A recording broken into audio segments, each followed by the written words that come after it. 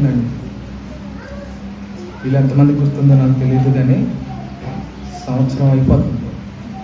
పోయిన సంవత్సరం అంటే నాకు ఎగ్జాక్ట్గా గుర్తులేదు, కానీ సెప్టెంబర్ అక్టోబర్ నెల సమయంలో మరి ఈ ప్రకటన గ్రంథ ధ్యానాలు మనం మొదలుపెట్టాం.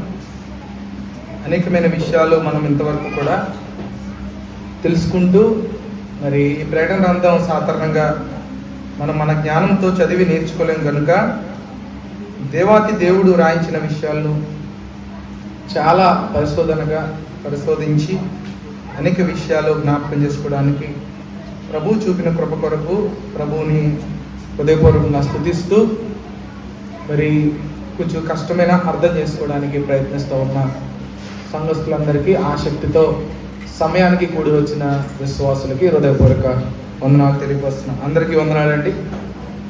మరి ఈ సమయంలో ప్రకటన గ్రంథం 19వ అధ్యాయాన్ని ఈరోజు జ్ఞాపకం చేసుకుందాం. గత వారాల్లో ప్రకటన గ్రంథం 18వ అధ్యాయాన్ని మనం చదువుకున్నాం. సాధారణంగా ప్రకటన గ్రంథము మనము చదువుతూ ముద్రలు, బోరలు, పాత్రలు ఈ 3 అయిపోయిన తర్వాత గత 2 వారాలుగా మనం నేర్చుకున్నటువంటి విషయాలు ఏంటంటే, పాపంలో పడిపోయి లోకంలో కలిసిపోయినటువంటి సమూహం, దేవుడి బిడ్డలుగా ఉంటూ లోకాన్ని ప్రేమించినటువంటి పాపపు సమూహానికి దేవుడు బబులోను అని పేరు పెట్టి ఆ లోకాన్ని వేశ్యగా పిలిచాడు. ఆ విషయాలన్నీ గత వారాల్లో నేర్చుకున్నాం. ఈ వారం మనం నేర్చుకునేది ఏంటంటే వధువు గురించి నేర్చుకుంటాం. ఇక బబులోనుకు వచ్చే తీర్పులు, బబులోను పడే ఇబ్బందులు, బబులోను మీదకి దేవుని యొక్క ఉగ్రత, ఇవన్నీ కూడా గత వారం నేర్చుకున్నాం. ఈ వారం నుంచి అద్భుతమైన విషయాలు ఏంటంటే వధువు సంఘం యొక్క పరిస్థితి ఎలా ఉంటుంది, దేవుని రాకడ సమయంలో వచ్చే పరిస్థితులు ఎలా ఉంటాయి. మనము ఆఖరి 4 అధ్యాయాలకు మనం వచ్చాం. 19, 20, 21, 22 24 అధ్యాయాలు ఉన్నాయి. ఈ 4 అధ్యాయాలు కూడా ముగింపు అధ్యాయాలుగా మనం భావిస్తాం. ప్రకటన గ్రంథ ముగింపులోనికి వచ్చాం కనుక దేవుడు తీర్పు ముగిసిన తర్వాత ఆయన 2వ రాకడ గురించినటువంటి పరిస్థితులు ఈరోజు 19వ అధ్యాయంలో మనం చూద్దాం. చూడండి, మొదటి వచనం నుంచి మనము చదువుకున్నట్లయితే, అటు తరువాత బహుజనుల శబ్దము వంటి ఒక స్వరము పరలోకమందు ఇలాగూ చెప్పగా వింటిని, ప్రభువును స్తుతించుడి, రక్షణ, మహిమ, ప్రభావములు మన దేవునికే చెల్లును అని రాశాడు. ఇక్కడ మనం ఆలోచించాల్సిన విషయం, మొదటి వచనంలో ప్రభువును స్తుతించుడి అని ప్రారంభించాడు. ప్రభువుని స్తుతించుడి అనే మాట మొదటి 6 వచనాల్లోనే మనకు 5 సార్లు కనిపిస్తాయి. 5 సార్లు ప్రభువుని స్తుతించండి, ప్రభువుని స్తుతించండి, ప్రభువుని స్తుతించండి అని రాస్తూ వచ్చాడు. ప్రభువుని స్తుతించండి అంటే ఏంటి అని మనం ఆలోచిస్తే అక్కడ ఫుట్నోట్లో కింద రాసి చూడండి, హల్లెలూయా. మనం హల్లెలూయా అని పిలుస్తూ ఉంటాం. హల్లెలూయా అంటే దేవుడిని స్తుతించండి అని అర్థం. తల్లిదండ్రులు ఎవరంటే పాపకు దగ్గర పెట్టుకోండి, స్టాండ్ పడిపోతారు. హల్లెలూయా అంటే అర్థం ఏంటంటే దేవుడిని స్తుతించండి అని అర్థం. కాబట్టి దేవుడిని స్తుతించండి, అందుకే హల్లెలూయా అన్నప్పుడు మనందరము దేవుడిని స్తుతించడానికి మనం హల్లెలూయా అని పిలుస్తాం. కాబట్టి హల్లెలూయా అనే దానికి అర్థం ఏంటంటే మన ప్రభువుని స్తుతించడం, ఆయన చేసిన మేలుల గురించి కానివ్వండి, ఆయన చేసిన కార్యాల గురించి ఆయన స్తుతించడం మనం హల్లెలూయా అంటాం. అది ఇక్కడ ప్రభువుని స్తుతించడానికి ప్రారంభించాం. ఎందుకు ప్రభువుని స్తుతించాలి, దానికి కారణం ఏంటి చూడండి. 2వ వచనంలో ఆయన తీర్పులు సత్యములు, న్యాయములై ఉన్నవి అని రాస్తూ వచ్చాడు. ఎందుకు ప్రభువుని స్తుతించాలంటే ఆయన తీర్పు ఎటువంటి తీర్పు అండి, అది సత్యమైన తీర్పు, న్యాయమైన తీర్పు. కాబట్టి ఆయన స్తుతించండి అన్నాడు. స్తుతించడానికి కారణాలు ఇవి. ఈ లోకంలో మనం చాలా మందిని గౌరవనీయులుగా మనం భావిస్తూ ఉంటాం. మనము చాలా మందిని పూజిస్తూ ఉంటాం, చాలా మందిని గౌరవిస్తుంటాం. వారి వల్ల కొన్నిసార్లు న్యాయము జరగకపోవచ్చు. నేను అల్టిమేట్గా ఒక విషయం చెప్తాను. లాయర్ల కన్నా అందరికన్నా సుప్రీంగా ఉండే వ్యక్తి ఎవరంటే జడ్జి గారు. జడ్జి గారు న్యాయము తీర్చే పరిస్థితులు అంతా న్యాయమే తీరుస్తారంటే న్యాయం తీర్చడానికి కొన్నిసార్లు అవకాశం ఉండదు. లాయర్కి తెలుగులో పేరేంటి తెలుసండి? న్యాయవాది. న్యాయవాది. కొన్నిసార్లు లాయర్ల దగ్గరికి వెళ్ళినా మనకి ఏం జరగదు? న్యాయం జరగదు. జడ్జి గారికి వాస్తవం చెప్పిన కొన్నిసార్లు ఆయన అంగీకరించరు. ఎందుకు అంటే ఏదైనా కోర్టుకి ఎవిడెన్స్ అనేది కావాలి. ఎవిడెన్స్ లేకపోతే నిజము కూడా అబద్ధం అయిపోద్ది, ఎవిడెన్స్ ఉంటే అబద్ధము కూడా నిజమైపోద్ది. కోర్టుకి కావాల్సింది ఎవిడెన్స్, అంటే జరిగింది అనటానికి రుజువులు కావాలి. ఏదో ఆ రుజువు కోసం కొంతమంది తప్పుడు రుజువులు కూడా పుట్టించే వాళ్ళు ఉంటారు. విన్నదాన్ని బట్టి, కన్నదాన్ని బట్టి, చూసిన దాన్ని బట్టి, ఎవిడెన్స్ని బట్టి కోర్టు జడ్జిమెంట్ ఇస్తుంది. దేవుడు కూడా న్యాయం చేసేవాడు, దేవుడు కూడా సత్యవంతుడు. కానీ ఆయన తీర్పు ఎలా ఉంటుందో ఒకసారి చూపిస్తాను చూడండి. ఎందుకు ఆయన స్తుతించాలి? ఆయన ఏ విధంగా తీర్పు తీరుస్తాడు? చూసిన దాన్ని బట్టి తీర్చడా, విన్నదాన్ని బట్టి తీర్చడా? చూడండి, యెషయా గ్రంథం 11వ అధ్యాయము. యెషయా గ్రంథం 11వ అధ్యాయంలో ఒకసారి దేవుడి యొక్క తీర్పు ఏ విధంగా ఉంటుందో ఒకసారి మనం ఇక్కడ చదువుకుందాం. యెషయా గ్రంథం 11వ అధ్యాయము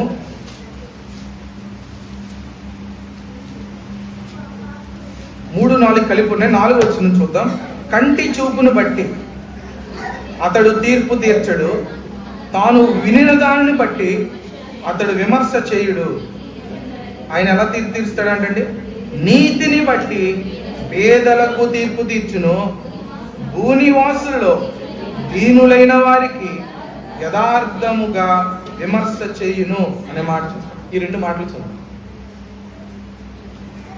నేను ఒక విమర్శగా చెప్పట్లేదు, కానీ నేను ఆ డిగ్రీని సంపాదించిన ఒక వ్యక్తిగా చెప్తా ఉన్నాను. నేను లాయర్ డిగ్రీ చదివాను. లాయర్ చదివి నేను చెప్తున్నటువంటి మాట ఏంటంటే, చాలామంది ఫీజు ఉంటుంది. ఏమండి, ఒక తీర్పు మరి లాయర్కి ఫీజు ఇస్తారండి? ఎవరో చెప్పండి. లాయర్కి కంపల్సరీగా ఫీజు ఉంటుంది. ఇప్పుడు ఫీజు ఇవ్వలేని వాడి పరిస్థితి ఏంటి చెప్పండి? ఫీజు ఇవ్వలేని వాడి పరిస్థితి ఏంటి? న్యాయం జరిగే అవకాశాలు చాలా తక్కువ. బహుశా ఉండొచ్చు, కానీ చాలా తక్కువ. ఇక్కడ వాక్యంలో మనం చూస్తున్నాం, దేవుడు కంటి చూపుని బట్టి, చూసిన దాన్ని బట్టి ఈ వ్యక్తి ఇలా కనిపిస్తున్నాడు, ఈ వ్యక్తి తప్పు చేశాడు అని అనేవాడు కాదు. ఆయన పై రూపాన్ని చూసి ఆయన లక్ష్య పెట్టేవాడు కాదు. కొంతమంది మంచిగా నటించినంత మాత్రాన ఈయన మంచివాడు అని చెప్పేవాడు కాదు. ఈ లోకము తీర్పు లాంటిది కాదు. కంటి చూపుని బట్టి ఆయన తీర్పు తీర్చడు, విన్నదాన్ని బట్టి ఆయన తీర్పు తీర్చడు. చాలా మందికి కొంత వారి గురించి కొన్ని మాటలు చెప్తారు. మాటలు చెప్పేవారు ఎక్కువ ఈ లోకంలో. మనము ఇప్పుడు పక్క వారి గురించి ఇంకొకరికి అలా చెప్పుకుంటూ ఉంటారు. విన్న దాన్ని బట్టి ఆ వ్యక్తి మంచోడు కదా అంటారు. నీకెలా తెలుసు? ఇటు చెప్పాడు అంటారు. ఇతను ఏం చేశాడు? విన్న దాన్ని బట్టి ఆడిని చెడ్డోడు అంటున్నాడు. అతను మంచోడు కదంట, అతను ఆయన మాట ఏంటంట, ఇలాగన్నాడు. నువ్వు చూసావా? ఇంటికి వెళ్ళి చూడలేదు, ఎవడో చెప్తే విన్నాను. విన్న దాన్ని బట్టి మనుషులు ఏం చేస్తారు? తీర్పు తీరుస్తారు. ఏమంటే, కానీ దేవుడు ఎటువంటి వాడు తెలుసా? విన్నదాన్ని బట్టి ఆయన తీర్పు తీర్చేవాడు కాదు. ఈ లోకం లాంటి జడ్జిమెంట్ కాదు అది. చూసిన దాన్ని బట్టి, చూపుని బట్టి తీర్పు తీర్చేవాడు కాదు. ఆయన ఎవరికి, ఎలాంటి వారికి తీర్పు తీరుస్తాడంటే, నీతిని బట్టి తీర్పు తీరుస్తాడు. నీ నీతి ఏంటో దేవుడికి తెలుసు, నీ యథార్థత ఏంటో దేవుడికి తెలుసు. నీతిని బట్టి తీర్పు తీర్చేవాడు. అంతేకాదు, ఆయన ఎటువంటి వారికి తీర్పు తీస్తాడు? పేదలకు తీర్పు తీరుస్తాడు, డబ్బులు ఇవ్వలేని వారికి తీర్పు తీరుస్తాడు. స్పెషల్గా ఎవరైతే కష్టంలో, ఇబ్బందుల్లో ఉన్నారో, ఇక న్యాయము దొరకనటువంటి స్థితిలో ఉన్నారో, కనీసము న్యాయవాది దగ్గరికి వెళ్ళలేని స్థితిలో ఉన్నారో, వాళ్ళకి కూడా దేవుడు ఏం చేయగలడు? తీర్పు తీర్చగలడు. పేదలకి తీర్పు తీర్చగలడు. భూనివాసుల్లో దీనులైన వారికి యథార్థముగా ఆయన విమర్శ చేశాడు. అందుకని మనం ఏం చేస్తున్నాం? ఇక్కడ ప్రకటన మన అధ్యాయానికి రండి, 19 అధ్యాయాలు. అందుకని మనం ఏం చేస్తున్నాం? మనం ప్రభువుని స్తుతిస్తున్నాం, హల్లెలూయా చెప్తున్నాం. హల్లెలూయా. ఎందుకు హల్లెలూయా? ఆయన న్యాయమైన తీర్పు తీర్చేవాడు కాబట్టి, ఆయన తీర్పులో సత్యం ఉంది కాబట్టి, ఆయన విన్న దాన్ని బట్టి తీర్పు తీర్చాడు కాబట్టి, చూసిన దాన్ని బట్టి తీర్పు తీర్చాడు కాబట్టి ఆయన మనం స్తుతించగలుగుతున్నాం. ఇది ఇక్కడ దేవుని స్తుతించడానికి ఒక కారణం. తర్వాత చూడండి, ఇంకా ఆయన ఎవరికి తీర్పు తీర్చాడు ఇంతకీ? చూడండి, అక్కడ మనం చూద్దాం. తన వ్యభిచారముతో భూలోకమును చెరిపిన గొప్ప వేశ్యకు అనగా బబులోను సమూహానికి, పాపపు గుంపుకి ఆయన తీర్పు తీర్చి తన దాసుల యొక్క రక్తాన్ని బట్టి దానికి ప్రతిదండన చేసెను. మరి రెండోసారి వారు ప్రభువుని స్తుతించు. ఇప్పుడు 2 సార్లు చూసాం స్తుతించండి అనే మాట. ఎందుకు? దేవుని దాసుల్ని చంపినటువంటి బబులోనుకి విరోధంగా తీర్పు తీర్చి. ఈ లోకంలో సేవకులకి న్యాయం లేదు, సేవకునికి వ్యతిరేకత ఉంది. నేను భీమవరం వెళ్ళి, నేను కాక మన భీమవరం నుంచి వస్తుంటే పెద్ద గొడవ జరుగుతుంది. అతను వినటానికి కూడా అసహ్యకరమైనటువంటి బూతులు మాట్లాడుతూ ఉన్నాడు. ఇక కొంచెం ఉంటే కొట్టేటట్టుగా జరుగుతుంది. ఇద్దరే ఉన్నారంట.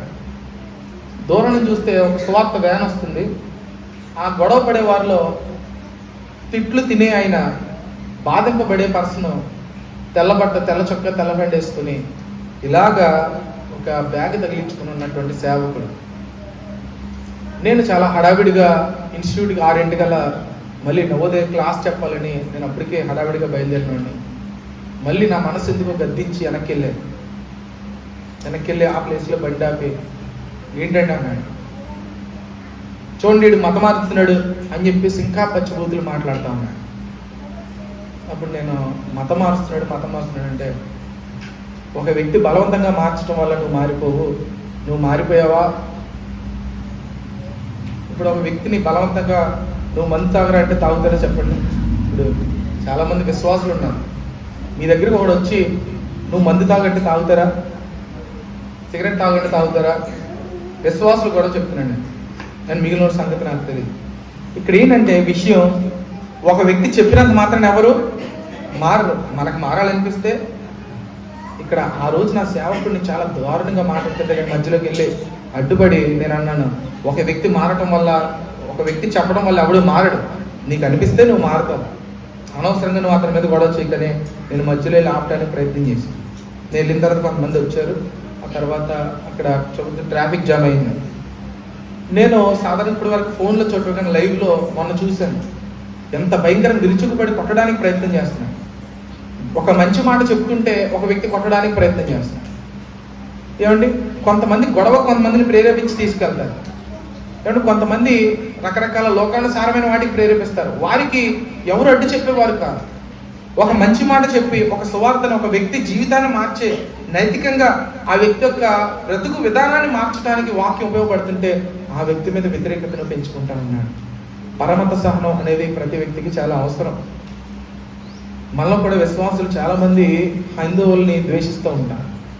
మన హిందువులు కూడా మనం ప్రేమించవలసిన వారు, ముస్లింలు కూడా ప్రేమించాలి. మనిషిని ఎప్పుడు మనం ప్రేమించాలి, సిద్ధాంతాన్ని మాత్రమే మనము వ్యతిరేకించాలి, కానీ ఏ మనిషిని కూడా మనము ద్వేషించకూడదు. ప్రభువు చెప్పాడు, నిన్ను వలె నీ పొరుగు వాడిని ప్రేమించు. పొరుగు వాడిలో ఎవరున్నారు? పొరుగు వాడిలో వేరే మతస్థులు ఉంటాడు, వేరే కులస్తులు ఉంటాడు, ఆఖరికి వేరే దేశస్థుడు కూడా ఉండొచ్చు. పాకిస్తాన్ వాడు వచ్చినా నువ్వు ప్రేమించగలవు. దేశభక్తి అంటే ఏంటండి? దేశభక్తి అని ఏంటి చెప్పండి? పాకిస్తాన్ వాడిని ద్వేషించడం దేశభక్త? దేశభక్తి అంటే నీ దేశాన్ని ప్రేమించడం దేశభక్తి. ప్రేమించడం అంటే ఇతరులను ద్వేషించడం అని కాదు. మనల్ని మనం ప్రేమించి ఇతరులకు సహాయపడటం దేశభక్తి. మన దేశాన్ని ప్రయోజన స్థితిలోకి తీసుకెళ్ళడం, మనం బాగా చదువుకొని దేశాన్ని ఉద్ధరించడం దేశభక్తి. ఇతరులను చంపడం, వేరే వారిపైన యుద్ధం చేయడం కాదు. ఈ విషయాలు గమనించాలి. కాబట్టి ఇక్కడ వాక్యంలో మనం తెలియవస్తుంది, దేవుడి సేవకులను వ్యతిరేకించే వాళ్ళు చాలామంది ఉన్నారు. మన దేశంలో సేవకుల మీద ఎక్కువగా దాడి జరుగుతుంది, భయంకరమైన వ్యతిరేకత జరుగుతుంది, భయంకరమైన కొట్లాటలు జరుగుతుంది, కొన్నిసార్లు చంపుతున్నారు.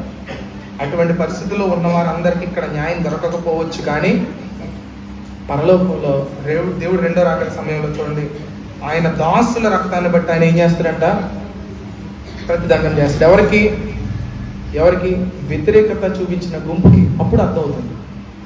మొన్న ఒక వీడియో చూశాను, నైజీరియాలో విపరీతమైనటువంటి మరణాలు జరుగుతున్నాయి. ఒక సేవకుడు ఒక 10 మంది విశ్వాసుల యొక్క దేహాల ముందు, మృతదేహాల ముందు నుంచో ఏడుస్తున్నాడు. రోజు సమాధి కార్యక్రమం, రోజుకు 20 మందిని సమాధి కార్యక్రమం చేస్తున్నారు. భయంకరంగా చంపేస్తున్నారు. క్రైస్తవులందరినీ చంపేస్తున్నారు నైజీరియాలో. మీరు చూడండి, క్రైస్తవులందరినీ ఆ దేశంలో క్రైస్తవులు అనే వాళ్ళు లేకుండా చేయడానికి కంకణం కట్టుకుని చంపుతుంటే అక్కడ గోతులో నుంచి గట్టి గట్టి కుండ్లు బాధకుని ఏడుస్తున్నాడు. ఏంటి మా బాధను ఎవరు చూస్తున్నారు? అమెరికా మరి ట్రంప్ గారు ఒకసారి నా బాధను అర్థం చేసుకున్నాడు, అరిసాడు ఆయన, ఏడుస్తున్నాడు. చూడండి ఎంతమంది చనిపోతున్నారు, ఎన్ని హత్యలు జరుగుతున్నాయి, ఎంత బాధాకరమైన విషయం ప్రపంచంలో జరుగుతుందో మనం ఆలోచించాలి. అయితే ఇప్పుడు జరుగుతున్నవి ఇవన్నీ మన కళ్ళ ముందు కనిపించే విషయాలు. అయితే వీటన్నిటికీ దేవుడు ఏం చేస్తాడు చూడండి, తన దాసుల రక్తాన్ని బట్టి ప్రతిదండన చేసేటువంటి దేవుడు కనుక రెండవసారి వారు ఏం చేశారు? ప్రభువుని స్తుతించండి అన్నాడు. మొట్టమొదటిగా ఆయన తీర్పులు న్యాయమైనవి కనుక స్తుతించారు. రెండవదిగా దేవుని దాసుల రక్తాన్ని బట్టి ఆయన న్యాయంగా ప్రతిదండన చేసి మరి ఈ లోకంలో ఇబ్బందులు పెట్టిన వారు శిక్షించాడు కాబట్టి ప్రభువుని స్తుతించండి అని అన్నాడు. మూడో వచ్చింది ఆ పట్టణం పొగ. ఏ పట్టణం పొగ అండి చెప్పండి? బబులోను పట్టణం పొగ యుగ యుగములు పైకి లేచినది. ఇంకా వారు బ్రతకడానికి అవకాశం లేదు. సంపూర్తిగా పాపపు గుంపు అంతా నాశనం అయిపోయింది. ఏమంటే ఇంకా కొంతమంది మిగిలి ఉన్నారు, వారి గురించి చూద్దాం. అప్పుడు ఆ 24 పెద్దలు 4 జీవులు సాగిలపడి ఆమేన్ ప్రభువును స్తుతించండి అని చెప్పుచు సింహాసనాసీనులకు దేవుడికి నమస్కారము చేసిరి. ఇక్కడ మనం చూస్తాం 24 పెద్దలు 4 జీవులు. మనం ప్రారంభంలో ఇదే ప్రకటన 4వ అధ్యాయం 4వ వచనంలో వారి గురించి చూసాం. మళ్ళీ వారి ప్రస్తావన ఇక్కడ వచ్చింది. అంటే పరలోకంలో ఉన్నటువంటి పరిస్థితి ఆయన చెప్తా ఉన్నాడు. పరలోకంలో ఏమండి 24 పెద్దలు కూర్చున్నారు. అంటే అందులో 12 మంది ఏమో అపోస్తలులు, ఇంకో 12 మంది 12 గోత్రాలకు చెందిన శ్రేష్ఠులైన వారు అని వాక్యం చెప్తుంది. వారందరూ కూర్చొని 4 జీవులు వారందరూ కలిసి దేవుడిని స్తుతించడం మనం ఇక్కడ చూస్తాం. వారు ఎలా స్తుతించారో చూడండి. సింహాసనస్తులకు దేవునికి నమస్కారం చేసి వారు స్తుతించారు. 5వ వచనంలో మరియు మన దేవుని దాసులారా, ఆయనకు భయపడువారులారా, కొద్దివారేమి గొప్పవారేమి మీరందరూ ఆయనను స్తుతించుడి అని చెప్పుచున్న ఒక స్వరము సింహాసనము యొద్ద నుండి వచ్చును. ఇప్పటికి 4 సార్లు స్తుతించండి అనే మాట మనం చూస్తాం. మీరందరూ ఎవరెవరు స్తుతించమన్నాడు చూడండి. విస్తారమైన జలముల శబ్దము, బలమైన ఉరుముల శబ్దం పోలిన ఒక స్వరము. మరి ఇక్కడ అంటున్నటువంటి మాట కొద్దివారి కానీ గొప్పవారి కానీ దేవునికి భయపడు వారులారా, దేవుని దాసులారా, మీరందరూ కలిసి దేవుడిని ఏం చేయండి? స్తుతించండి. భేదము లేదు, గొప్పవారు పెద్దవారు చిన్నవారు అనే భేదం లేదు. ప్రతి ఒక్కరూ దేవుడిని స్తుతించే భాగ్యాన్ని దేవుడు మనకు అనుగ్రహిస్తూ వచ్చాడు. ఏమండి కొంతమంది గొప్ప వారే మందిరాల్లోకి వెళ్తారు, కొంతమంది గొప్పవారికి సపరేట్ చేస్తున్నారు. మొన్న ఏదో ఒక మీటింగ్లో ఒక ఆయన వీడియో పెట్టాడు.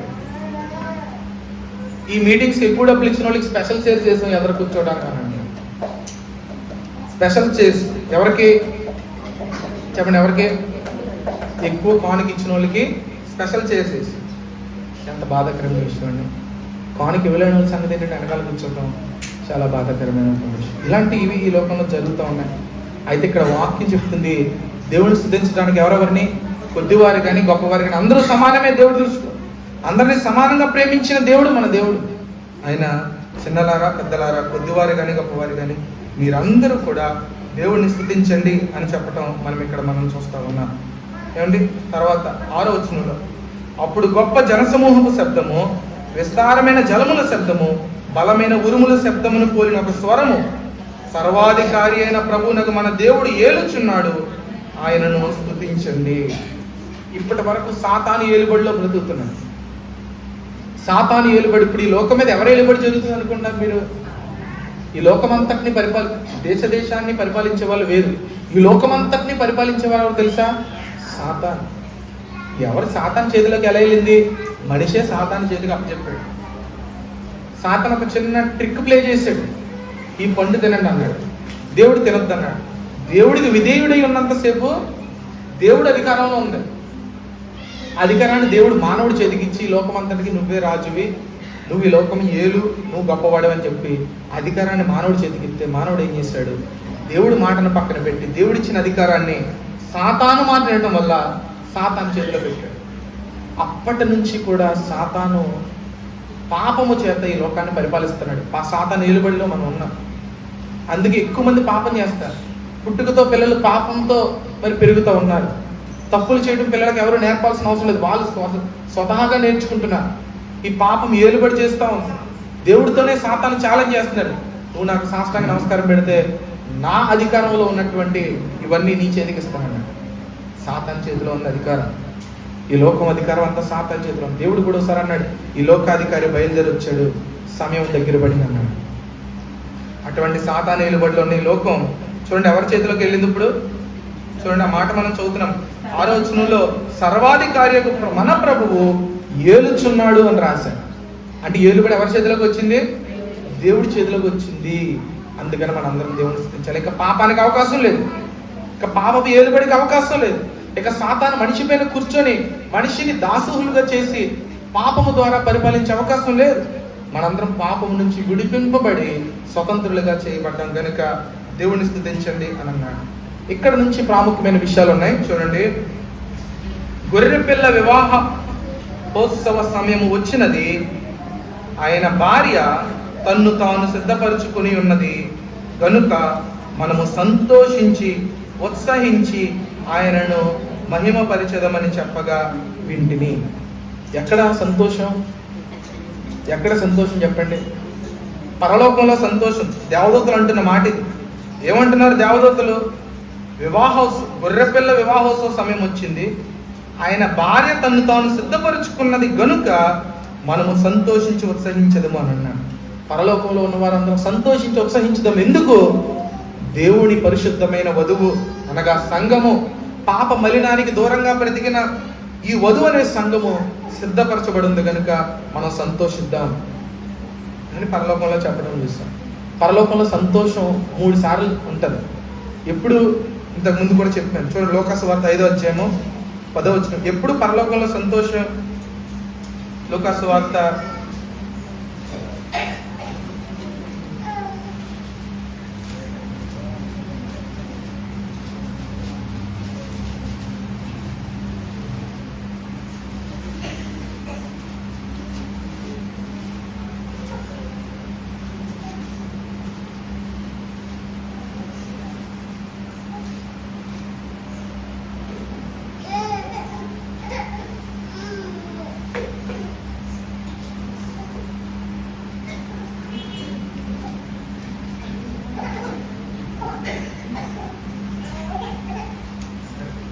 'ప్రకటన గ్రంథం చూద్దాం చూడండి. ప్రకటన గ్రంథం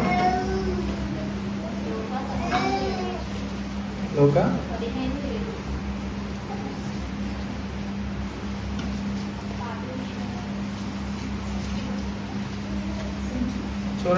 15:7 చూద్దాం చూడండి. అటువలే మారు మనసు అక్కరలేని 99 నీతిమంతుల విషయం కలిగి సంతోషం కంటే మారు మనసు పొందు ఒక్క పాపి విషయమై పరలోకమందు ఎక్కువ సంతోషము కలుగును. కింద 10వ వచనంలో ఇంకా స్పష్టంగా ఉంటుంది మాట చూద్దాం చూడండి. అటువలే మారు మనసు పొందు ఒక పాపి విషయమై దేవుని దూతల ఎదుట సంతోషము కలుగునని మీతో. పరలోకంలో దూతల మధ్యలో సంతోషం ఎప్పుడు కలుగుతుంది? ఒక పాపి మారు మనసు పొందినప్పుడు పరలోకంలో సంతోషం. కాబట్టి ఇంకా అదే ప్రకటన గ్రంథం 12వ అధ్యాయము 11వ వచనాన్ని కూడా చదువుకొని చూడండి. 12-11 చూడండి, చదవండి. వారు గొర్రెపిల్ల రక్తమును బట్టి తామిచ్చిన సాక్ష్యమును బట్టి వారిని జయించున్నారు గనుక మరణం వరకు వారు తమ ప్రాణమును ప్రేమించిన వారు కాదు. అందుచేత పరలోక నివాసులారా ఉత్సహించుడి. చాలు. పరలోకంలో సంతోషం ఒక పాపి మారు మనసు పొందినప్పుడు. తర్వాత మళ్ళీ ఎప్పుడు సంతోషం? మారు మనసు పొందిన పాపి లోకాన్ని జయించి పాపం మీద విజయాన్ని సాధించినప్పుడు కూడా సంతోషం కలుగుతుంది. మూడోదిగా ఎప్పుడు సంతోషం? ఇందాక మనం చదువుకున్నాం ఏంటంటే అది గొర్రెపిల్ల వివాహోత్సవానికి వధువు సంఘం సిద్ధపరిచిబడి ఉన్న విధానాన్ని బట్టి పరలోకంలో సంతోషం కలిగిందని మనం ఇక్కడ చదువుకున్నాం. అదే 7వ వచనం ఆఖరిలో ప్రకటన 19:7లో మనము ఉత్సహించి సంతోషించదాం, ఎందుకంటే గొర్రెపిల్ల వివాహోత్సవ సమయం వచ్చింది, ఆయన భార్య తను తాను సిద్ధపరచుకుంది. ఏమంటే సిద్ధపరచుకోవడం అంటే ఏంటి చెప్పండి? ఇప్పుడు సంఘం సిద్ధపరచుకోవటం అంటే ఏంటి? సిద్ధపరచుకోవటం అంటే ఏంటంటే పవిత్రంగా మార్చుకోవడం. ఉదాహరణకి మనము ఏదన్నా ప్రయాణంకి వెళ్తున్నాం అనుకోండి, మనందరం ఏం చేస్తాం? మన లగేజ్ని, మన బట్టల్ని, ఏమంటే అన్నిటినీ సిద్ధం చేసుకొని బయలుదేరుతాం. దేవుని రాకడ కొరకు ఎదురు చూసేటువంటి సంఘం ఏం చేస్తారంటే వారి పాపాలన్నీ విడిచిపెట్టి పరిశుద్ధతను ధరించుకొని సిద్ధపడి వారు జీవిస్తారు. పవిత్రత అనేటువంటి సిద్ధపాటు కలిగిన సంఘం కోసం దేవుడు చూస్తూ ఉన్నాడు. ఈరోజు మనలో పవిత్రత ఉందా? పాపాలని కడుగుకున్నామా? కల్మషాన్ని తుడుచుకున్నామా? పవిత్రంగా జీవించగలుగుతున్నామా అనేది దేవుడు మన ఎడల అడుగుతున్నటువంటి ప్రశ్న. ఒకవేళ మనం పవిత్రంగా జీవించి సిద్ధపాటు కలిగిన వారమైతే పరలోకంలో మన గురించి సంతోషం కలుగుతుంది. పరలోకంలో సంతోషం ఎప్పుడు? ఒక పాపి మారు మనసు పొందినప్పుడు. రెండోది, మారు మనసు పొందిన పాపి లోకాన్ని జయించినప్పుడు. మూడు, మనందరము పవిత్రంగా పరలోకానికి సిద్ధపరచబడినప్పుడు పరలోకంలో సంతోషం. తర్వాత చూడండి 8వ వచనంలో, మరియు ఆమె ధరించుకొనుటకు ప్రకాశమానములు నిర్మలమైన సన్నపు నారబట్టలు ఆమెకు ఇయ్యబడును, అవి పరిశుద్ధుల నీతి క్రియలు అని రాశారు. ఏమండి, ఇక్కడ వధువు సంఘం ఒక వస్త్రాన్ని ధరించుకోవడం మనం చూస్తున్నాం. ఏ వస్త్రం ఇది? ఏ వస్త్రం? చూడండి, వస్త్రాల్లో 2 రకాల వస్త్రాలను మనం చూస్తాం. చూడండి, నేను చూపిస్తాను. యోబు గ్రంథం 29వ అధ్యాయము 14వ వచనాన్ని ఒకసారి చదువుదాం. చూడండి, యోబు గ్రంథం 29వ అధ్యాయము 14వ వచనం. నేను నీతిని వస్త్రముగా ధరించుకుని ఉంటిని గనుక అది నన్ను ధరించెను అన్నాడు. ఏమండి, వస్త్రం ఏ వస్త్రం అంటే ఇది? నీతి అనేది వస్త్రం. నీతి అంటే దేవుని యొక్క విధానం, దేవుడు జీవించిన జీవితం, దేవుడు జీవించినటువంటి జీవితం యొక్క వైఖరి, దేవుని అనుకరించడమే నీతి. ఇంకా మీకు స్పష్టంగా అర్థం కావాలంటే నీతి గురించి రోమాపత్రికలో ఈ విధంగా రాస్తూ వచ్చాడు. చూడండి, నీతి మనకు ఎలా వస్తుంది? రోమాపత్రిక 3వ అధ్యాయము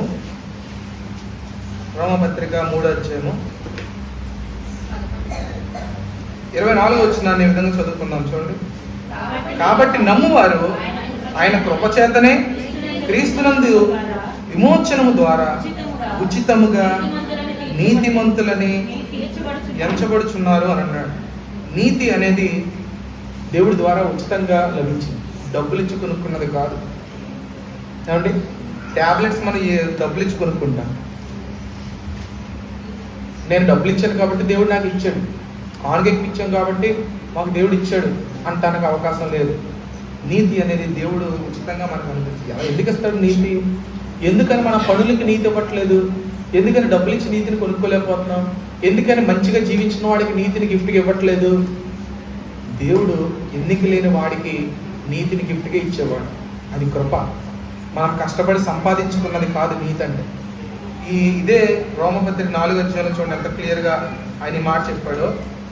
2వ వచనంలో, అబ్రహాము క్రియల మూలముగా నీతిమంతుడని తీర్చబడిన ఎడల అతనికి ఏం కలుగుతుందంటండి? అతిశయ కారణము కలుగును గనుక కానీ అది దేవుని ఎదుట కలగదు. కాబట్టి 4వ వచనంలో, పని చెయ్యువాడికి జీతము రుణమే గాని దానమని ఎంచబడదు. పని చేయక భక్తిహీనుని కూడా నీతిమంతుడిగా తీర్చువాని యందు విశ్వాసముంచు వానికి విశ్వాసము ఏంగా ఎంచబడుతుందండి? నీతిగా ఎంచబడుతుంది. ఇప్పుడు మనకి ఏమర్థమైంది? అబ్రహాం మంచిగా జీవించాడు కాబట్టి నీతిమంతుడు అవలా. ఎవడు క్రియల మూలముగా నీతిమంతుడు అవడు. మనం 4 మంచి పనులు చేస్తే మనం నీతిమంతులు అవ్వం. నీతి అనేది దేవుడు రుణం మనకి గిఫ్ట్గా ఇచ్చేది, మనం తెచ్చుకునేది కాదు. ఆయన చాలా మంచి పనులు చేస్తున్నాడు, ఆయన నీతిమంతుడు అని లోకంలో అంటాం. దేవుడి ద్వారా నీతిమంతుడిని ఎంచబడేవాడు ఎవరు తెలుసా? దేవుడి దగ్గర తన పాపాలు ఒప్పుకొని ఆయనతో సహవాసం చేయడానికి తన జీవితాన్ని సమర్పించుకున్న వాడికి దేవుడు గిఫ్ట్గా నీతిని ఇస్తాడు, నీతిని ప్రసాదిస్తాడు. అందుకే ఇక్కడ ఒక ఎగ్జాంపుల్ ఇచ్చారు. ఏంటంటే, పని చేసేవాడికి జీతం రుణమే కానీ దానముగా ఎంచబడదు అన్నాడు. దానానికి జీతానికి తేడా ఏంటి చెప్పండి? మనం కష్టపడ్డాం కాబట్టి జీతం ఖచ్చితంగా ఇవ్వాలి. కష్టపడకుండా ఉన్నవానికి డబ్బులు ఇచ్చారనుకోండి, అదేమవుతుంది? దానం అవుతుంది. దానానికి జీతానికి తేడా. నీతి దానముగా ఇవ్వబడింది అంటే మనం కష్టపడి తెచ్చుకున్నది కాదు. చాలామంది సోషల్ వర్క్ చేస్తే మనం నీతిమంతులు అవుతాం అనుకుంటాను. మనం ఎంత మంచి పని చేస్తాం, మన హృదయం బాగోకపోతే మన నీతిమంతులము దేవుడి దృష్టిలో అవ్వలేము. ఈ విషయాలు మనం గమనించవలసిన అవకాశం ఉంది. కాబట్టి నీతి అది దేవుడి ద్వారా మనకు ఉచితంగా పొందబడింది. అది ఎలా వస్తుంది మనకి? విశ్వాసము ద్వారా. ఇక్కడ 5వ వచనంలో అన్నాడు, ఎవరైనా పని చేయక భక్తిహీనుని కూడా నీతిమంతుడిగా తీర్చు వాని యందు విశ్వాసం ఉంచు వాడికి విశ్వాసము నీతిగా ఎంచబడిందని అన్నాడు. కాబట్టి విశ్వాస మూలముగా దేవుడు మనకి నీతిని ప్రసాదిస్తూ ఉన్నాడు. అదే మాట అదే 4వ అధ్యాయము 23వ వచనంలో చెప్పాడు. చూడండి ఏమన్నాడు? అది అతనికి ఎంచబడినని నిమిత్తం మాత్రమే కాదు కానీ 24లో మనము ప్రభువైన యేసును మృతుల్లోని లేపిన వాని యందు విశ్వాసం ఉంచిన మనకును ఎంచబడినని మన నిమిత్తము కూడా రాయబడిను. ఆయన మన అపరాధాల నిమిత్తం అప్పగించబడి మనము నీతిమంతులుగా తీర్చబడుటకై లేపబడిను అన్నాడు. కాబట్టి అబ్రహాంకే కాదు, దేవుడి యందు విశ్వాసం ఉంచిన ప్రతి వానికి కూడా దేవుడు నీతిని ప్రసాదిస్తాడు. ఇది వాక్యం చెప్తాడు. కాబట్టి నీతి అనే వస్త్రము విశ్వసించే ప్రతి వారికి దేవుడు అనుగ్రహించాడు. ఈ నీతి వస్త్రం వేసుకొని ఒక వధువుగా దేవుడు ముందుకు వెళ్ళిన సంఘముగా ఎక్కడ ఈ సంఘం కనిపిస్తూ ఉంది. ఇక్కడ చూడండి, ఆమె ధరించుకున్నటకు ఎటువంటి బట్టలు అంటే ప్రకాశములు నిర్మలమైన సన్నపు నారబట్టలు. ఇక్కడ 8వ వచనంలో ఏమని ఉందండి? ఆమెకు ఇయ్యబడినంటే దేవుడు దానముగా దయచేశాడనా. దేవుడి ద్వారా ఈ వధువు సంఘం ఒక పరిశుద్ధము, పవిత్రము, నీతి అనేటువంటి వస్త్రాన్ని కలిగి దేవుడి ముందు నిలబడటానికి యోగ్యముగా ఎంచబడింది. ఇది ఇక్కడ ఈ వాక్యంలో మనం చూస్తాం. తర్వాత 9వ వచనంలో, మరియు అతడు నాతో ఇలాగ చెప్పును, గొర్రెపిల్ల పెండ్లి విందుకు పిలవబడిన వారు ధన్యులు అని వ్రాయము. గొర్రెపిల్ల పెండ్లి విందుకు పిలవబడిన వారు ధన్యులు. మనం పిలవబడ్డామా లేదా చెప్పండి? పిలవబడ్డామా లేదా చెప్పండి? మనందరము పిలవబడ్డాం అంటే మనందరము ధన్యులుగా ఎంచబడ్డాం. వాక్యంలో మాట్లాడుతుంది, పిలవబడిన వారు అనేకులు, ఏర్పరచబడిన వారు కొందరే. మత్తయి సువార్త 22వ అధ్యాయంలో చెప్పాడు. ఎందుకు? ఒక పెండ్లికి చాలా మందిని పిలిచాడు, కానీ వారిలో కొంతమంది కొన్ని సాకులు చెప్పారు, కొంతమంది అక్కడికి వెళ్ళాలి ఇక్కడికి వెళ్ళాలని మానేశారు. అప్పుడు దేవుడు ఎన్నిక లేని వారిని, ఆహ్వానం లేని వారిని కూడా కొంతమంది ఏర్పాటు చేసిన వారిని పిలిచి ఆ పెళ్లిలో కూర్చోబెట్టి, అంటే ఈరోజు సంఘము ఉన్న అందరినీ పిలుస్తూ ఉన్నాడు. చాలామంది పిలవబడ్డాం కానీ దేవుడిలో ఏర్పరచబడిన వారిగా మనం లేము. దేవుడితో సహవాసం కలిగిన వారిగా మనం లేము. ఆయన దగ్గరగా జీవించే వారిగా లేము. పిలవబడ్డ వాక్యం ద్వారా అనుక్షణము పిలుస్తూనే ఉన్నాడు. ప్రతి ఆదివారం పిలుస్తూనే ఉన్నాడు. ప్రతిరోజు ఫోన్లో వాక్యాల ద్వారా పిలుస్తూనే ఉన్నాడు. కానీ పిలవబడ్డాం కానీ మనము దేవుడికి సన్నిధికి దగ్గరగా మనం జీవించేవారిగా మనం లేము. అలా కూడా ఉన్నవారు ఉన్నారు. చూడండి, ఇక్కడ చూస్తున్నాం మనం 10వ వచనంలో. ఇవన్నీ విన్నటువంటి యోహాన్ అంటున్నాడు, ఇక్కడ యోహాన్ చూస్తూ ఉన్నాడు ఈ సన్నివేశం. యోహాన్ చూస్తున్నప్పుడు దేవుడు ముందు పరిశుద్ధంగా నిలవబడేటువంటి వధువు సంఘాన్ని, నీతిగా ఎంచబడినటువంటి వధువు సంఘాన్ని, ఒకప్పుడు పాపులు ఇప్పుడు నీతిగా ఎంచబడిన వధువు సంఘాన్ని, ప్రశస్తమైన నారబట్టలు కలిగిన విలువైన నిర్మలమైన దాగులేని మంచలేని పవిత్రంగా కనపడే ఈ వధువు సంఘానికి ఆశ్చర్యపోయి ఎంతమందిని దేవుడు ఏర్పాటు చేస్తున్నాడని వెంటనే దేవుడికి సాష్టాంగపడి నమస్కారం చెప్పడానికి యోహాను సిద్ధపడ్డాడు. కానీ అక్కడ ఏం జరిగింది చూడండి. అందుకు నేను అతనికి నమస్కారము చేయుటకై అతని పాదాల ఎదుట సాగిలపడగా. ఎవరు పడ్డారు? యోహాను. దేవుని పాదాల ఎదుట సాగిలపడగా. ఎవరి పాదాల ముందు? దేవదూత పాదాల ముందు సాగిలపడ్డాడు. కానీ అప్పుడు చూడండి, దేవదూత ఏమంటున్నాడు చూడండి. అతడు, వద్దు సుమి, నేను నీతోనూ యేసును గూర్చిన సాక్ష్యము చెప్పు నీ సహోదరులతోనూ సహదాసుడను దేవునికే నమస్కారము చేయుము, యేసును గూర్చిన సాక్ష్యము ప్రవచనాసారమని నాతో చెప్పాను. ఈ మాట చూడండి, ఈ మాట మనం అర్థం చేసుకోవాలి. ఇక్కడ యోహాను భక్తులు ఇవన్నీ చూపిస్తున్న దేవదూతకి నిజంగా నాకు చాలా మంచి విషయాలు చూపించావని దేవదూత పాదాల దగ్గర వెళ్ళి నమస్కారం పెడుతున్నాడంట. అప్పుడు దేవదూత అంటున్న మాట ఏంటి తెలుసా? యేసును గురించిన సాక్ష్యం విషయంలో నీతో నేను ఎటువంటి వాడిని? సహదాసు. ఎవరు? దేవదూత అంటే ఏంటండి? దేవుని పరలోకంలో దేవుడి దగ్గర నివసించే దేవదూత. యోహాను భక్తుడు అనే మాట ఏంటి? నేను నీతో సహదాసును. మనుషులు ఒట్టివారు, అల్పులు, నీటి పుడక వంటి వారు. అటువంటి వారితో దేవదూత అంటున్నాడు, నేను నువ్వు ఒకటే. దేవుడిలో మనందరము సహదాసులు. సహదాసులు అంటే మనందరం ఒకే కోవకు చెందినవాడు. నేనేమి దేవుడి దగ్గర ఉంటానని నేను గొప్పవాడిని కాదు, నువ్వు ఈ లోకంలో మానవుడు కానీ నువ్వు కొద్దివాడు. ఈరోజు ఎంతమంది అలా ఉన్నారు? మనం ఏ విధంగా పక్కన వాళ్ళని తక్కువ చేసి చూస్తున్నాం ఏమంటే? కొంతమంది డబ్బు ద్వారా కొంతమందిని తక్కువ చేసి చూస్తారు. మాకు డబ్బు ఉంది, మీకు డబ్బు లేదు. ఏమండి? కొంతమంది మాకు ఆస్తిపాస్తులు ఉన్నాయి, మీకు లేవు. ఇంకా రకరకాల వ్యత్యాసాలు చూస్తాం. ఇంకా దారుణమైన విషయం అంటే కొంతమంది మేము పరిశుద్ధులము, మీరు అపవిత్రులు అంటారు. ఏమండి? మేము చాలా నీతిమంతులు అంటారు. మందిరానికి వెళ్ళినంత మాత్రం మనం నీతిమంతులు అయిపోతామా చెప్పండి? అవ్వం. మన జీవితంలో మనం చేసే పనులను బట్టి దేవుడు మన నీతిగా తీర్చాలి.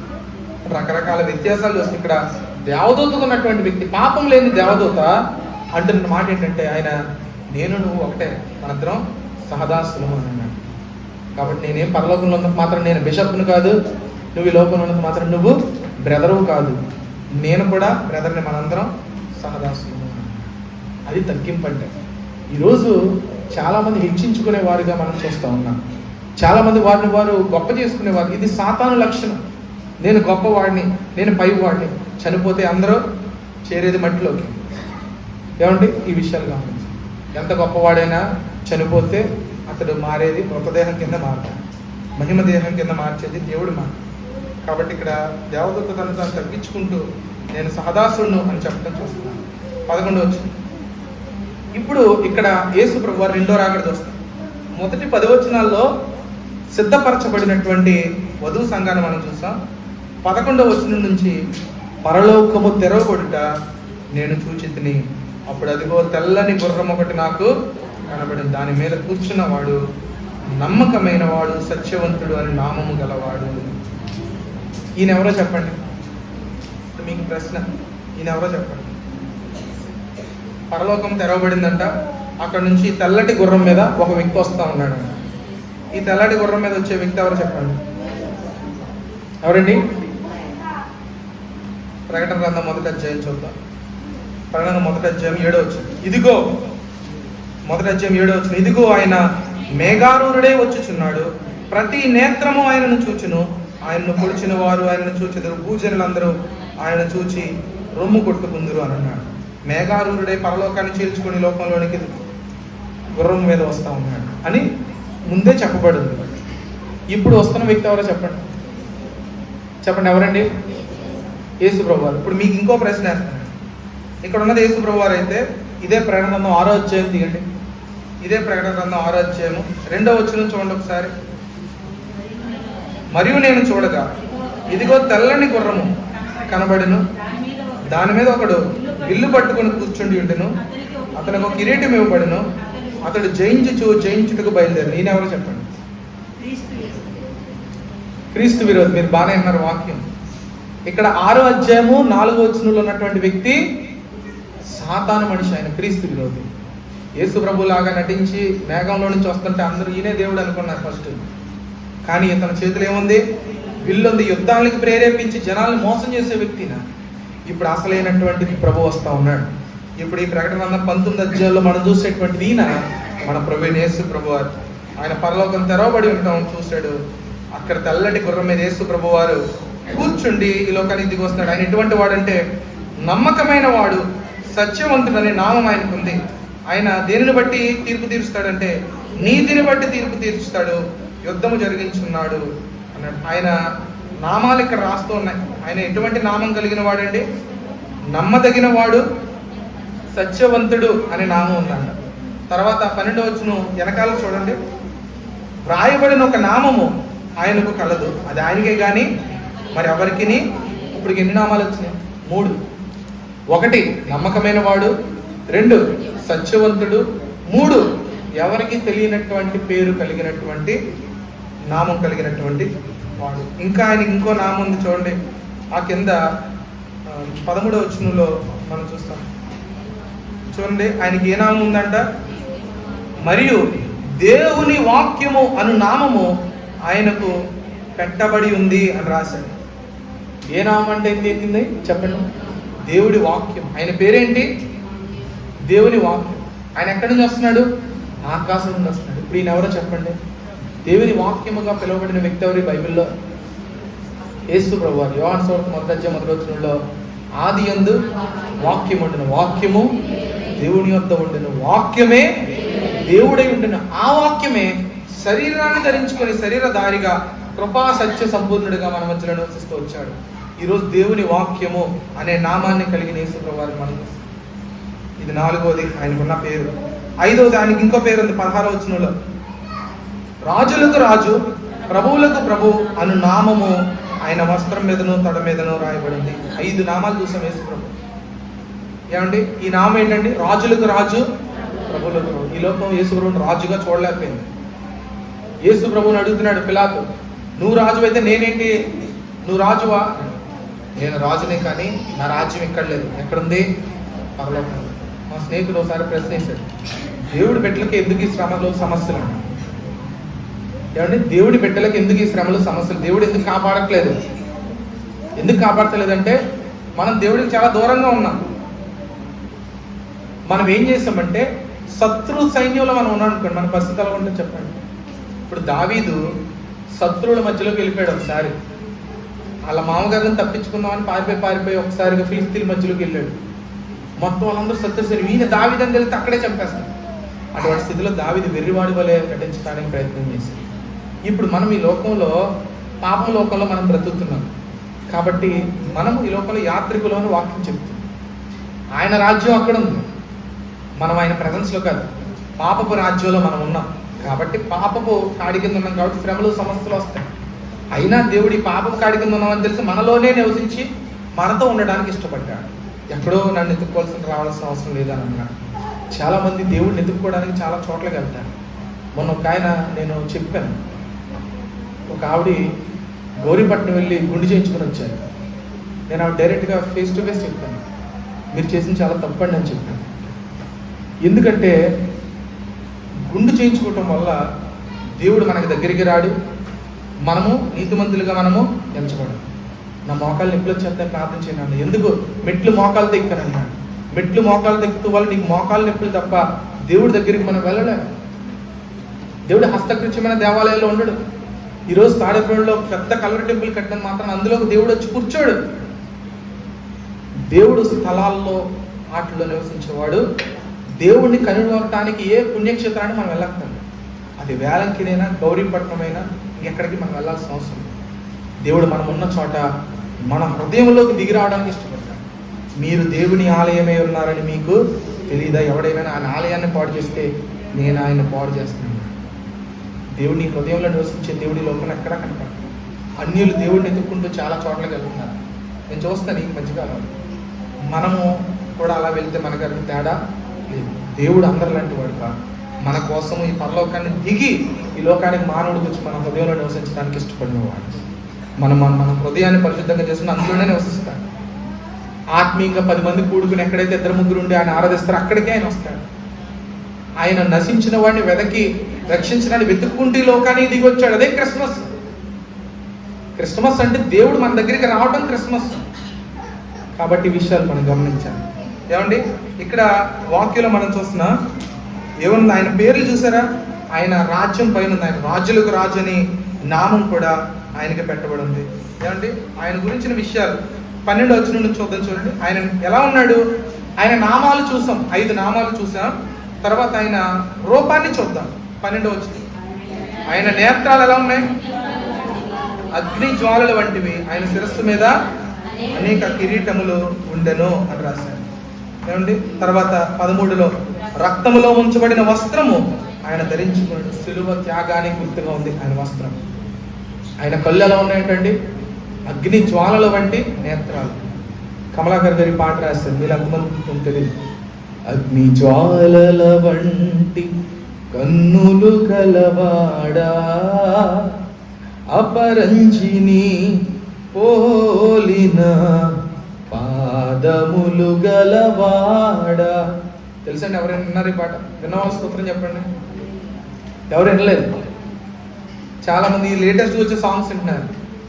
చాలా కాలం క్రితం కమలాకర్ గారు పరలోకాన్ని విశేషించి రాసిన మాటలు. తర్వాత చూడండి, ఇక్కడ మనం చదువుతున్నాం.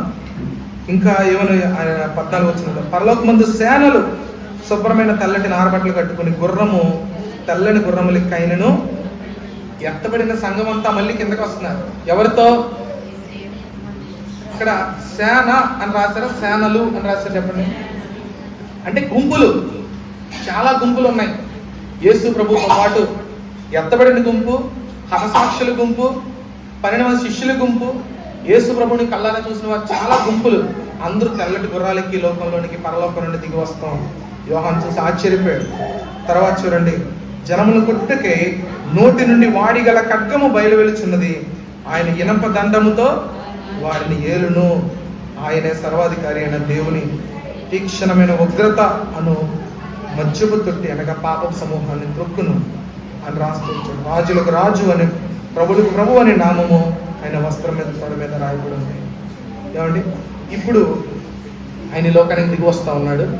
దిగి వచ్చిన తర్వాత జరిగిన పరిస్థితి చూడండి. ఆఖరిగా 17 వచ్చిన, మరియు దూత సూర్యబింబంలో నిలిచి ఉన్నట్టు సూచితిని, అతడు గొప్ప శబ్దంతో ఆర్భటించి రండి. ఎవరిని పిలుస్తా ఉన్నాడు చూడండి, అక్కడ చెప్తాను.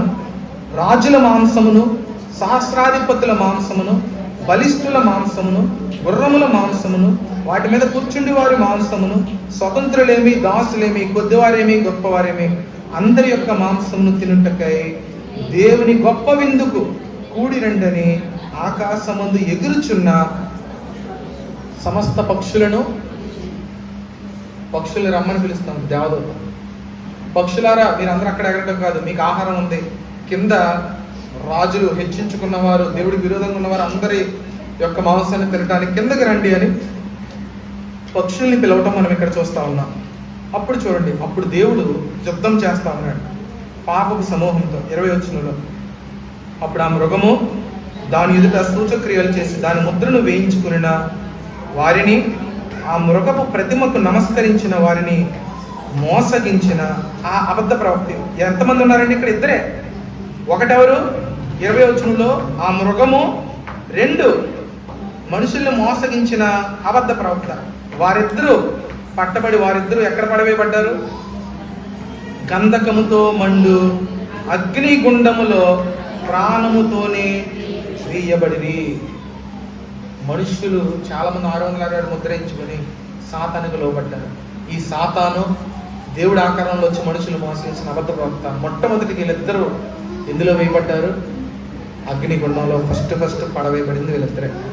సాతాను సైనికులిద్దరూ అగ్నిగుండంలో ప్రాణాలతో పడవేయబడ్డారు. కడమవారు, అక్కడ ఉన్న వారందరూ చూడండి, కడమవారు అనగా గుర్రాల మీద కూర్చున్నవారు, గొప్ప గొప్పవారు, సాతాను సైన్యం ఉన్న వారందరినీ కూడా ఆకాశం నుండి ఉన్నటువంటి పక్షులన్నీ చూడండి, గుర్రం మీద కూర్చున్న వాణి అంటే ఇక్కడ కడమవారు గుర్రం మీద కూర్చున్న వాని నోటి నుండి వచ్చిన ఖడ్గము చేత వధింపబడిన, అంటే యేసు ప్రభు వారి నోటి నుంచి వచ్చిన ఖడ్గము చేత అక్కడ ఉన్న వారందరూ చనిపోయారు. అప్పుడు వారి మాంసమును పక్షులన్నీ కడుపారా తిన్నాయని చెప్తాం. అందుకని దేవదూత పక్షుల్ని పిలిచారు. ఇప్పుడు మనం వాక్యంలో ఈ 19వ అధ్యాయం మొత్తాన్ని కూడా ఈరోజు మనం చదువుకుంటే మనకు అర్థమయ్యే విషయాలు ఏంటంటే, దేవుని రాకడ రాబోతున్న పరిస్థితుల్లో మొదటిగా పాపపు సమూహాన్ని, ఈ బబులోను సైన్యం అంతటిని నాశనం చేశాడు. తర్వాత దేవుడి లోకానికి వచ్చేటప్పటికి సిద్ధపరచబడిన వధువు సంఘం ఒక యెరూషలేము లాగా దేవునికి కనిపిస్తూ ఉంది. వారికి దేవుడు నీతి అనేటువంటి వస్త్రాన్ని అలంకరింపచేసి తన దగ్గరికి ఆయన ఆహ్వానిస్తూ ఉన్నాడు. చాలా సంతోషకరమైన విషయం. తర్వాత యేసుప్రభు వారు గుర్రం మీద పరలోకాన్ని చీల్చుకుని లోకంలోనికి రాబోతున్నప్పుడు జరిగే పరిస్థితులు, ఈ లోకంలో హెచ్చించుకునే సాతాను మనుషులందరినీ చంపి సాతాను యొక్క 2 ప్రతినిధులు అనగా క్రీస్తు విరోధి, అబద్ధ ప్రవక్త, వీళ్ళిద్దరిని తీసుకుని అక్కడ పడవేశారు. అగ్నిగుండంలో మొట్టమొదటిగా పడవేయబడిన వీళ్ళిద్దరు మనం చేస్తున్నాం. వీళ్ళిద్దరు అగ్నిగుండంలో పడవేయబడ్డారు. సాతాన్ని వెంబడించిన వారందరి మాంసాన్ని పక్షులు తిరిగివేసినట్టు. కాబట్టి ఈరోజు మనం జ్ఞాపకం చేసుకోవాల్సిన విషయం ఏంటంటే, ఈ లోకంలో పరిశుద్ధుల్ని వ్యతిరేకించేవారు, సేవకులను వ్యతిరేకించేవారు అందరికీ ప్రతిదండన చేసే న్యాయవంతుడు, సత్యవంతుడు మన ప్రభు త్వరలో రాబోతున్నాడు.